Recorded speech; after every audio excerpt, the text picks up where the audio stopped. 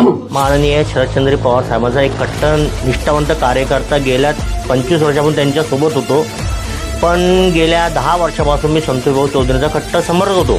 त्यांच्या शब्दाला मान देऊन मी कोणत्याही पक्षात गेलो नाही। बाकीचे नगरसेवक पक्षातून सोडून चालले गेले, पण मी त्यांना सोडलं नाही। पण आज रोजी माझं काही चूक नसताना मला तिकीट नाकारण्यात आलेलं आहे आणि दुसऱ्या प्रभागातून त्यांनी नगरसेवक ॲड केलेला आहे या प्रभागात। आणि गेल्या 10 वर्षापासून मी प्रभागात पूर्ण गोरगरीब रोगांची कामं करतोय। नंतर बेरोजगार 200-250 मुलं मी दीपनगरमध्ये लावलेली आहेत। कार्यकर्ते नाहीत तर हे आपापल्या भागातील नेते आहेत, माजी नगरसेवक आहेत आणि आता नगरपालिका निवडणुका सुरू झाल्यात।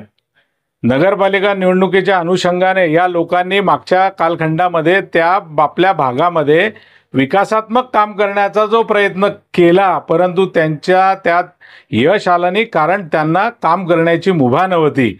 म्हणून वार्डातील आणि आपल्या भागातील नागरिकांना न्याय देण्यासाठी आज त्यांनी या ठिकाणी राष्ट्रवादी काँग्रेस पक्ष आदरणीय अजितदादांच्या नेतृत्वात या ठिकाणी प्रवेश केला। कारण त्यांना अपेक्षा आहे की आपल्या भागातील विकास हा अजितदादाच्या नेतृत्वातच या ठिकाणी होऊ शकतो। म्हणून आज या ठिकाणी आमचे प्रदीप देशमुख, रफिक भाई यांचं खूप मोठं काम त्या ठिकाणी लोकांच्या जनसेवेचं गेल्या 2-2.5-3 वर्षापासून मी यांच्या मागे लागलो होतो की तुम्ही अजितदादांच्या या राष्ट्रवादीच्या प्रवाहामध्ये या, परंतु ते म्हणत होते की योग्य वेळ आल्यावर मी माझ्या समाजातील सर्व लोकांना विचारून मी नक्कीच तुमच्या सोबत येईल। तो आज दिवस उजाडला। त्यानंतर आमचे इरफान भाई हे रेल्वे उत्तर वार्डामध्ये एक आपली स्वतःची ताकद घेऊन त्या ठिकाणी गेल्या अनेक वर्षापासून प्रतिनिधित्व करत आलेले आहेत। यापूर्वी आमच्यामध्ये नईम पठाण असतील, त्यापेक्षा आमचे अजून आशिक खान, शेर खान, जे आमच्या खडका रोड आणि संपूर्ण त्या भागामध्ये संपूर्ण चौफेर त्यांचा एक चांगलं नाव आहे, एक मोठे उद्योगपती व्यापारी ते आहेत। असे सर्वच लोक अजितदादांच्या नेतृत्वात भुसावळात प्रवेश करतात। त्याला कारण एकच आहे, मागच्या काळामध्ये गेल्या 15 वर्षात त्यांच्या वार्डात, गल्ली बोळात, वाड्या वस्त्यांमध्ये कुठेही विकास हा झालेला नाही आणि लोकांमध्ये राहायचंय, समाजात राहायचंय। तर आपण ज्या वेळेला नगरसेवक म्हणून मतं मागायला जातो, लोक आपल्याला निवडून देतात, तर आपलं कर्तव्य असतं त्या भागामध्ये त्या लोकांना आपण सगळ्या सुविधा दिल्या पाहिजे आणि त्याच सुविधा देण्याच्या अनुषंगाने आज अजितदादाकडे एक चांगल्या पद्धतीने पाहिलं जातं। आणि अजितदादा हे एक सर्व जातीय धर्मियांचं महाराष्ट्रातील एक कणखर नेतृत्व आहे, जे प्रत्येक समाज घटकाला न्याय देतं आणि सातत्याने विकास हाच त्यांचा मेन ध्येय आहे। म्हणून आज या सर्व लोकांनी या ठिकाणी प्रवेश केलाय आणि आमच्या भुसावळ नगर परिषदेमध्ये आज चांगल्या पद्धतीने प्रत्येक वार्डात राष्ट्रवादीचा उमेदवार या ठिकाणी उमेदवारी करणार आहे, याचा अभिमान आम्हाला या ठिकाणी आहे। या सर्वांचं मी राष्ट्रवादीत हार्दिक अभिनंदन करतो, स्वागत करतो। नाही आज कालच्या दिवशी माझे प्रभारी नगराध्यक्ष युवराज लोणारी यांनी आम्हाला मुलाखत देताना सांगितलं की आमची युती झालेली आहे अजित पवार गट शिंदे गटासोबत।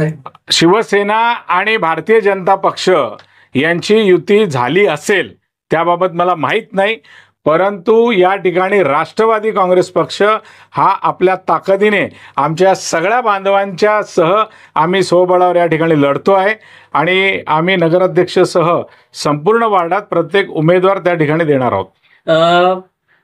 शरद पवार गटाकडनं असं म्हटलं जाते भाऊ की अजित पवार गटाने जे उमेदवार दिलेले आहे ते भाजपाने ठरवून दिलेले उमेदवार आहे, नाही तर सर्व उमेदवार डमी आहे। बोलायला राजकीय डावपेच हे कोणी आखेल आणि ज्यांच्याकडे काही नसतं त्या रिकामचोट वल्गना करतात। आम्ही त्यांच्या त्या गोष्टीला कुठेही थारा देत नाही। पण अजित पवार गटामध्ये प्रवेश केलेला आहे, एकेकाळी आपण संत चौधरीचे कट्टर समर्थक म्हणून ओळख होती। नेमका प्रवेश करण्यामागे आज उद्देश काय आपला? मी ॲक्च्युली माननीय शरदचंद्र पवार साहेबांचा एक कट्टर निष्ठावंत कार्यकर्ता गेल्या 25 वर्षापासून त्यांच्यासोबत होतो, पण गेल्या 10 वर्षापासून मी संतोषभाऊ चौधरींचा कट्टर समर्थक होतो। त्यांच्या शब्दाला मान देऊन मी कोणत्याही पक्षात गेलो नाही। बाकीचे नगरसेवक पक्षातून सोडून चालले गेले, पण मी त्यांना सोडलं नाही।